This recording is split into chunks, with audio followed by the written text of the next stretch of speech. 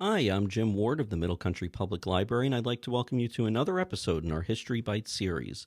Today we will discuss Valley Forge, which was the 1777 to 78 winter encampment of the Continental Army under General George Washington during the American Revolutionary War.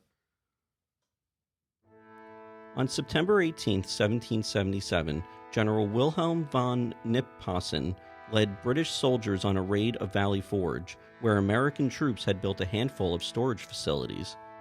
Defending the site were Lieutenant Colonel Alexander Hamilton and Captain Henry Lighthorse Harry Lee. The British succeeded in stealing supplies and burning a few buildings.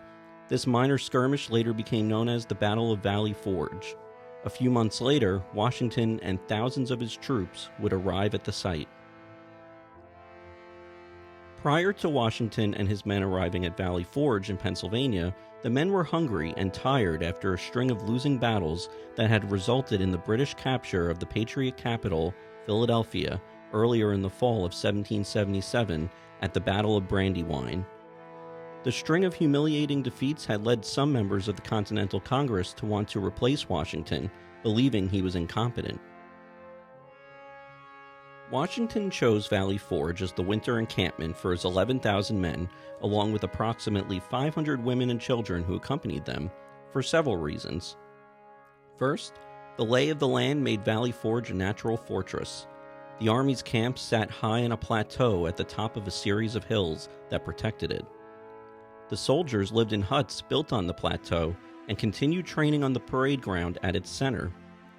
Secondly, Valley Forge was far enough away from the rich farmland north of Philadelphia to prevent the Army from becoming a burden on the local population.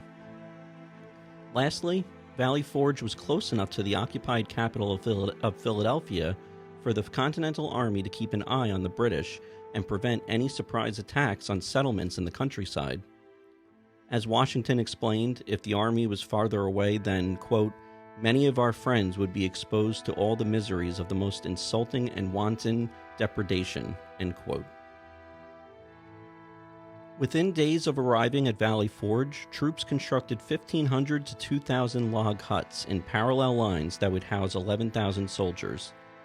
Washington directed that each hut measure approximately 14 feet by 16 feet. Sometimes the soldiers' families joined them in the space as well. Soldiers were instructed to search the countryside for straw to use as bedding, since there was not enough blankets for everyone. In addition to the huts, the men built miles of trenches, military roads, and paths. One officer said the camp, quote, had the appearance of a little city when viewed from a distance. George Washington and his closest aides lived in a 2-story stone house near Valley Forge Creek. Washington spent the time in camp to write Congress for more supplies, but also to defend himself against charges that he was incompetent.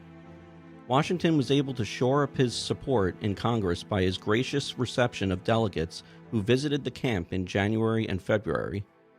They realized that Washington respected them as the leaders of the nation and had no intention of launching a coup. They in turn listened to his suggestions for improving recruitment, reorganizing state regiments, and keeping the best officers in the Army.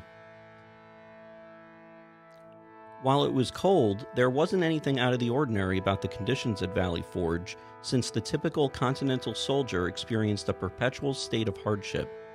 A lack of organization, food, and money shortages plagued the Continental Army throughout the first half of the 7-year-long Revolution. These problems exacerbated the harsh living conditions at Valley Forge in the third year of the war.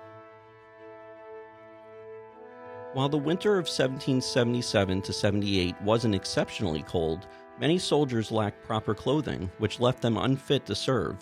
Some were even shoeless. As Washington described in a December 23, 1777 letter to Henry Laurens, quote, we have, by a field return this day, made no less than 2,898 men now in camp, unfit for duty because they are barefoot and otherwise naked, end quote. Army records suggest that each soldier received a daily ration of 1/2 pound of beef during January of 1778, but food shortages during February left the men without meat for several days at a time. Cold and starvation at Valley Forge were not even the most dangerous threats. Diseases proved to be the biggest killer. By the end of the 6-month encampment, some 2,000 men, roughly 1 in 6, died of disease. Camp records indicate that 2/3 of the deaths happened during the warmer months of March, April, and May, when soldiers were less confined to their cabins and food and other supplies were more abundant. The most common illnesses included influenza, typhus, typhoid fever, and dysentery, conditions most likely exacerbated by poor hygiene and sanitation at the camp. The Marquis de Lafayette, a young French nobleman, organized officers from France, Poland, and other European nations into the Corps des Étrangers. Baron Friedrich von Steuben, a Prussian military officer, provided important training for the American soldiers. As the drill master of Valley Forge, he taught the soldiers how to use the bayonet and, most importantly, how to reform lines quickly in the midst of battle.